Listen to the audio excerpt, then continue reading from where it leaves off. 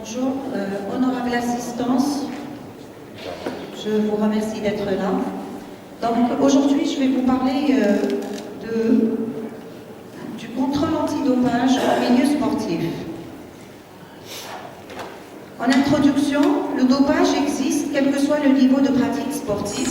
Il existe dans tous les sports. Ne pas nier son existence, il faut le combattre pour préserver les valeurs éducatives et l'éthique sportive.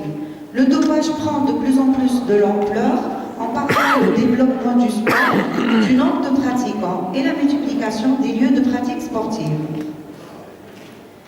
Nous allons définir ce que c'est que le dopage. Nous savons tous que la présence de substances interdites au niveau des échantillons urinaires ou sanguins des sportifs est considérée comme un contrôle positif. Mais la réglementation de l'AMA parle de violation des règles antidopage.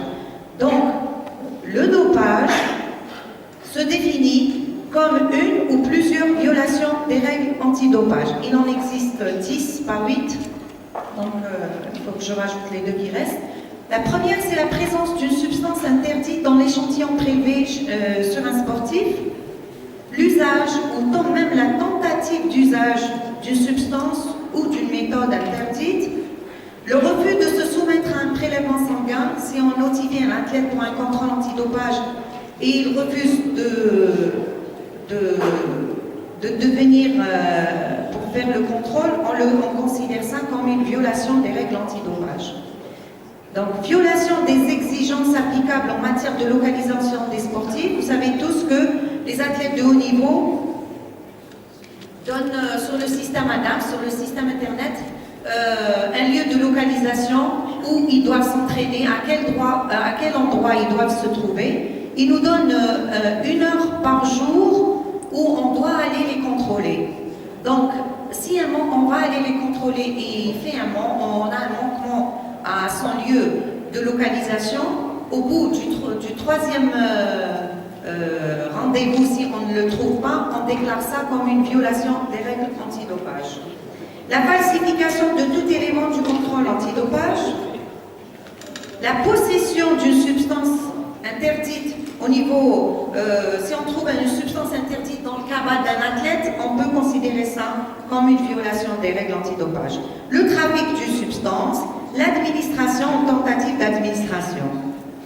Pourquoi nos sportifs trichent-ils? Les médailles, les primes, le désir de gloire. Certains pensent que le dopage donne un coup de fouet et dispense de longues années d'entraînement et aide à gagner. Certains sont poussés par l'entourage à être meilleurs. Des fois, c'est les encadreurs, des fois, c'est les parents qui donnent des substances à leurs enfants. Certains usent de substances interdites pour se remettre d'une blessure. Un athlète, quand il se blesse, il ne respecte pas la durée de récupération, il a hâte de revenir sur terrain, donc il prend des substances pour revenir très vite à la compétition. Comment est conçue l'organisation de lutte antidopage dans le monde? Donc vous avez l'AMA, l'Agence mondiale antidopage, donc c'est un tableau qui offre une vue d'ensemble des groupes et des organisations qui sont impliquées dans cette lutte antidopage. En tant que gardien du code, l'Agence mondiale antidopage a la responsabilité de superviser les activités de ses partenaires en relation avec le code.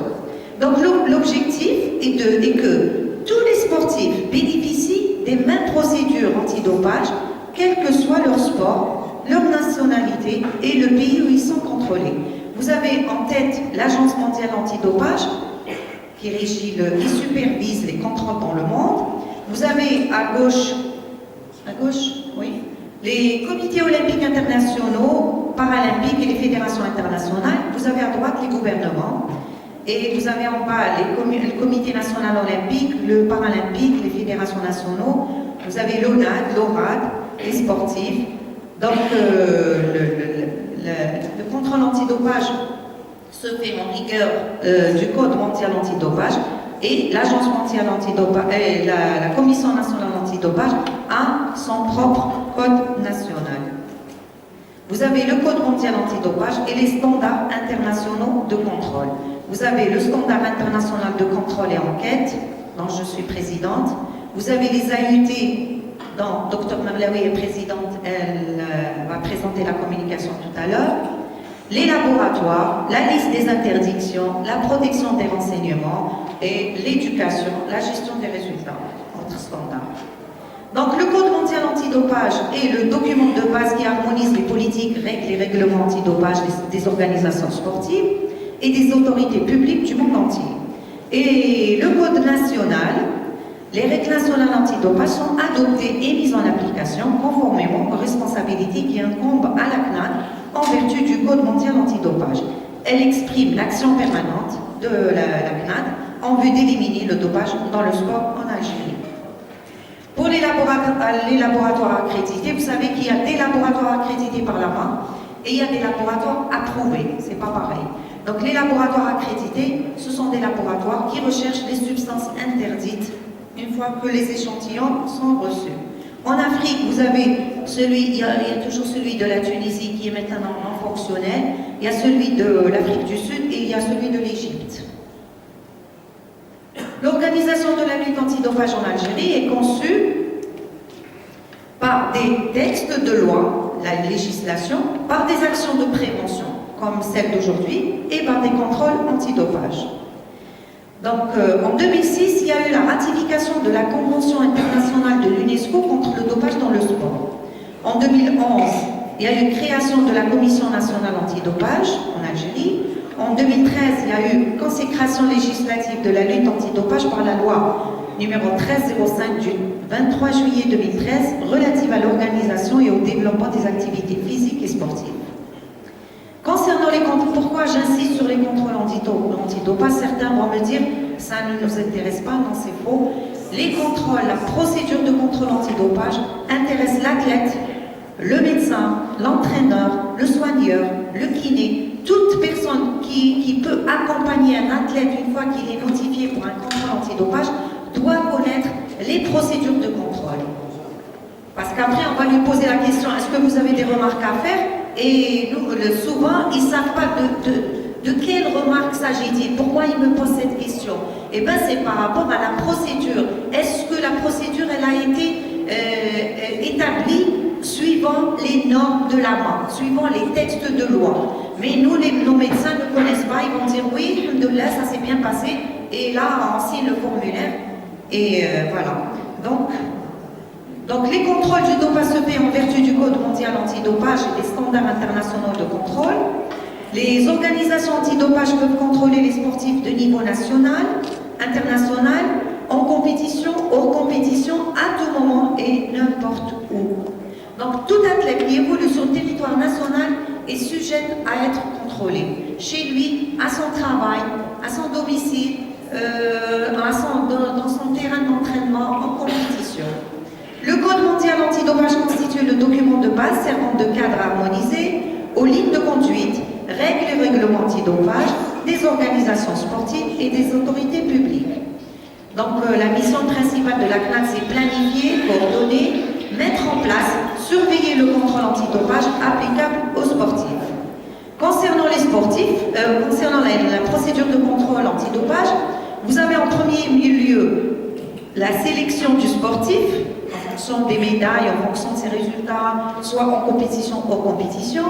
Vous avez la notification, la présentation au poste de contrôle, les équipements que l'agent de contrôle doit avoir, le volume d'urine requis, c'est 90 ml pour les urines et le sang, répartition des échantillons dans les 2 flacons, scellage des flacons, on mesure la densité urinaire, on remplit les formulaires et on envoie au laboratoire, accrédité par là. Bon, je vais passer, la CNAD, elle a été créée c'est une autorité publique indépendante créée par arrêté ministériel le 30 octobre 2011. Elle est chargée de définir et de mettre en œuvre les actions de lutte contre le dopage sur le territoire national à l'égard des sportifs qui participent à des compétitions nationales et internationales. Donc vous avez des nouveautés, là j'insiste parce qu'on est obligé de suivre, nous avons des nouveautés dans le Code mondial antidopage. Nous avons le document technique pour les analyses spécifiques par sport, c'est ce qu'on appelle le DTSA, c'est en anglais. Système d'administration et de gestion antidopage, c'est le système ADAMS que tout athlète de haut niveau doit savoir. Il peut faire entrer ses renseignements par ligne. Et on a le niveau minimum d'analyse. Donc, le 2 octobre 2014, l'AMA a publié le document technique qui vise à assurer les substances interdites et énumérées dans ce dernier. Un niveau d'analyse approprié et uniforme. La conformité à ce code est obligatoire par les organisations antidopage en vertu de l'article 5.4.1 du Code mondial antidopage. Et depuis le 1er octobre 2016, l'AMA suit de près la mise en œuvre de ce document. Depuis le 1er juin 2016, suite à une décision du comité exécutif de l'AMA, les organisations antidopage doivent entrer tous les formulaires de contrôle dans le système ADAMS, au plus tard 15 jours ouvrables après le prélèvement. Le document technique et l'entrée des formulaires est obligatoire. L'AMA suit ses activités de près par l'intermédiaire d'un questionnaire de conformité qu'elle nous envoie et qu'on remplit, qu'on renvoie aussi. Donc le document technique pour les analyses spécifiques passeport, c'est quoi? Qu'est-ce que ça veut dire? Avant, on faisait les contrôles athlétisme, on faisait contrôle pour un athlète d'athlétisme et on envoyait le formulaire. Maintenant, on nous exige la discipline. Pour l'athlétisme, par exemple, est-ce que c'est un saut en hauteur? Est-ce que c'est le lancer? Eux, ils mettent ça sur le formulaire et ils recherchent des substances spécifiques. Donc, l'auteur, c'est le groupe d'experts de l'AMA, le 19 novembre 2016, approuvé par le comité exécutif de l'AMA, entré en vigueur le 1er janvier 2017. Le non-respect de ces exigences peut mener à une déclaration de non-conformité. Donc, si l'AMA, si on ne répond pas au questionnaire de l'AMA, elle peut nous déclarer non conforme. Et c'est grave pour l'Algérie. Ça veut dire qu'on ne pourra plus faire de contrôle antidopage et toutes les médaillées des sportifs ne sont pas validées. Et on ne pourra même pas participer à des compétitions internationales. Donc le nouveau document, c'est l'objectif de ce document et on a le champ d'application. L'objectif de ce document technique d'analyse spécifique par sport est d'assurer que les substances interdites visées, considérées comme susceptibles de faire l'objet d'abus dans certains sports et disciplines, soient assujetties à un niveau d'analyse approprié et plus cohérent de la part des organisations antidopage. L'objectif, c'est de protéger les sportifs propres en fixant des niveaux minimums d'analyse pour des substances interdites qui entrent dans ce document, susceptibles d'abus dans certains sports et disciplines. Deuxième objectif, c'est de renforcer l'efficacité du programme antidopage. Troisièmement, c'est créer une responsabilité pour les partenaires qui réalisent des contrôles dans ces sports et ces disciplines, comme les fédérations internationales, les ONAD, les organisations de sport, de sportifs, de compétition, de mettre en œuvre des niveaux minimums d'analyse requis. Quatrièmement, maintenir, renforcer la capacité des laboratoires et leur aptitude à détecter des substances interdites qui relèvent du champ d'application de ce document. Donc, le champ d'application de ce document, nous avons le niveau du sportif, les substances interdites, le module hématologique, le niveau minimum d'analyse pour les sports et les disciplines et la planification de la répartition des contrôles antidopage. Maintenant, comme il a dit professeur Zerghini, on ne fait plus de contrôles pour faire des contrôles. C'est des contrôles intelligents et ciblés en étudiant certains critères. Le niveau du sportif, il peut être national ou international, il peut même être ni national ni international. S'il est sur le territoire algérien, on peut le contrôler. Les substances interdites qui relèvent du champ d'application de ce document ne font pas partie d'une analyse standard. Nous avons, quand on envoie un échantillon d'urine ou de sang à un laboratoire accrédité pour la recherche de substances, le laboratoire recherche 270 substances qui sont standards.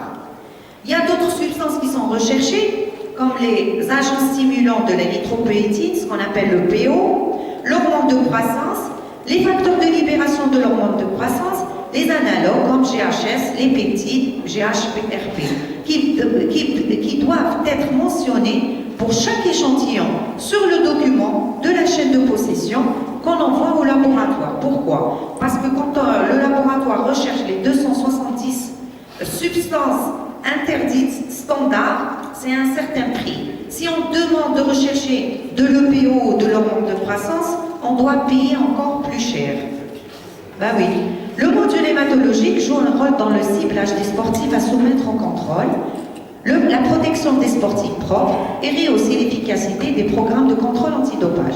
Le niveau minimum d'analyse, bien sûr, en conformité avec l'article 541 du Code mondial antidopage de 2015, l'AMA a consulté les fédérations internationales et les OAD pour élaborer ce document. Ce dernier comprend des niveaux minimums d'analyse pour les sports et les disciplines. Donc, la mise en œuvre de ce module hématologique pour les sports et disciplines, dans le niveau minimum pour le PO est de 30%. Qu'est-ce que ça veut dire? Ça veut dire que quand on fait un prélèvement, on doit faire la recherche des substances interdites, on doit faire 30% de recherche de l'EPO, obligatoirement, par rapport au chiffre total. L'hormone de croissance et les facteurs de libération de cette hormone, c'est 10% pour l'hormone de croissance et 10% pour les facteurs de libération. La conformité au niveau minimum d'analyse pour les hormones de croissance et les facteurs de libération est un élément obligatoire à la conformité aux documents techniques. Donc vous voyez qu'on ne fait pas les contrôles pour faire, on doit suivre une certaine... on doit suivre à la lettre ces textes. Avant d'organiser un contrôle, on doit évaluer les risques du dopage, on doit établir un programme, planification de la répartition des contrôles et on doit avoir la liste des sportifs et leur localisation. Évaluation des risques, par exemple, là je vous donne un exemple, comment évaluer les risques du dopage, ça va d'un score de 1 à 5 par exemple. Par exemple, on doit savoir le calendrier des événements sportifs pour identifier les périodes hors compétition, parce que les contrôles, c'est les contrôles hors compétition qui sont intéressants. Les contrôles en compétition, l'athlète, il vient, il est sain, il est propre, il fait sa compétition normale. C'est en dehors de la compétition que l'athlète peut se doper pour sa préparation. On doit identifier les qualifications, incitation économique et financière, incitation politique future, soupçon d'activité de dopage, popularité du sport. Donc le modèle d'évaluation de risque, par exemple pour le sport d'athlétisme, pour la discipline, on peut avoir l'épreuve combinée, saut en hauteur, le sprint, le lancer, le demi-fond. Les contrôles intelligents et ciblés, combien de sportifs sont définis comme, les scores physiologiques, les incitations financières, la popularité du sport, les renseignements disponibles, statistiques sur le dopage, et en fait, c'est un score de 1 à 5, et quand le score est élevé, l'athlète est sujet à être positif. Planification de la répartition des contrôles. Les contrôles doivent être planifiés tout au long de l'année, à l'entraînement, au domicile du sportif, jours fériés et même pendant les vacances, en fonction des compétitions nationales, internationales prévues. Le plan de répartition des contrôles est basé sur l'évaluation globale des risques et non se concentrer sur la semaine avant la compétition. La liste des sportifs et leur localisation, les informations sur la localisation, en fonction du nombre des sportifs, on fait une sélection des athlètes à contrôler. L'AMA publie des modifications approuvées par le comité exécutif lors de la réunion du 14 novembre 2018 à Bakou. Tous les laboratoires accrédités par l'AMA doivent mettre en place ces documents dans leur procédure d'analyse d'ici 1er mars 2019. Donc si on ne respecte pas, on sera non conforme. Alors, pour les limites de décision, pour les laboratoires, pour la qualification confirmatoire de substances à seuil, là c'est plus technique, je ne vais pas trop rentrer dans ces détails. Aussi, parce que c'est une communication que j'avais faite. Donc l'AMA publie le 7 décembre 2018 le nouveau document Ces modifications entrent en vigueur le 1er janvier 2019. Nous avons le module hématologie qu'on doit appliquer, c'est le prélèvement sanguin. Le programme du passeport biologique doit être conforme aux standards internationaux et à tous les documents techniques du passeport biologique, notamment le document technique pour les unités de gestion des résultats du passeport biologique et entrera en vigueur à compter du 1er mars 2019. Toutes les organisations antidopage seront tenues de planifier une moyenne de moins de 3 contrôles sanguins en fin du passeport biologique par an pour tous les sportifs dont le niveau minimum est de 30%. Vous voyez que c'est des valeurs à respecter. La répartition des contrôles tiendra compte de l'état du passeport biologique de chaque sportif et des renseignements de l'organisation antidopage et des recommandations provenant de l'unité de gestion du passeport biologique. Les sportifs dont le passeport biologique est atypique, en suspect, sera soumis à davantage de contrôles, contrairement à ceux dont le passeport biologique sont normaux. Quelqu'un qui a un passeport biologique normal, on le laisse tranquille. Quelqu'un qui a un graphique différent, il est sujet à faire des contrôles plus souvent. L'hormone de croissance, la mise en œuvre obligatoire des niveaux minimums d'analyse pour la GH, qui devrait entrer en vigueur le 1er janvier 2019, est reportée jusqu'à ce que ce module endocrinien du passeport biologique soit prêt. Pourquoi? Parce que l'AMA, c'est vrai que l'AMA, elle est haut placée, elle fait des lois, elle fait des textes, elle les fait appliquer à toutes les nations du monde. Mais ce n'est pas toutes les nations qui suivent. Si on voit certains pays qui n'ont pas une ONAT par exemple, ils n'ont pas de commission antidopage, c'est l'ORAT qui s'occupe de faire les contrôles dans leur pays, bien sûr. Et s'ils n'ont pas un financement de par leur gouvernement, et c'est sûr qu'ils ne vont pas suivre. Donc l'AMA, qu'est-ce qu'elle fait? Elle revoit tout ça et elle donne des dates. Elle dit on va reporter dans 2 mois, dans 3 mois et dans 6 mois. Et après, il y a beaucoup de pays qui ont été déclarés non conformes. Les organisations nationales antidopage continuent les prélèvements aux fins d'analyse de la GH et tenter d'atteindre un niveau minimum d'analyse applicable. Le niveau minimum d'analyse de facteurs de libération de l'hormone de croissance est obligatoire.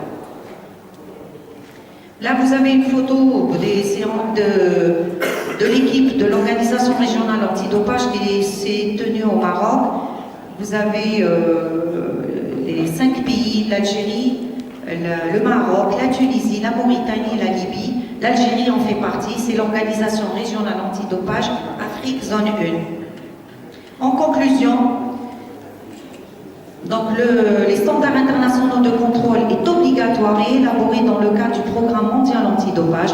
L'objectif principal du standard international est de planifier des compétitions, des contrôles en compétition et hors compétition intelligents, efficaces et préserver l'intégrité et l'identité des échantillons prélevés depuis la notification jusqu'à la livraison au laboratoire. Le deuxième objectif du standard international de contrôle et enquête est d'établir des normes, la collecte, l'évaluation, l'utilisation efficace des renseignements antidopage pour les enquêtes sur les violations des règles antidopage. À l'instar du code, le standard international de contrôle et enquête a été rédigé en tenant compte des principes de proportionnalité et des droits de l'homme, ainsi que des principes juridiques applicables. Je termine par vous dire que la joie de la victoire est un sentiment qui naît lorsque l'on est vrai avec soi-même. En conclusion, se doper, c'est plus que tricher. Le dopage est un détournement total de sens et de valeur au moment où l'on attend du sport qu'il construise des repères, du lien social et de la solidarité. Et je vous remercie.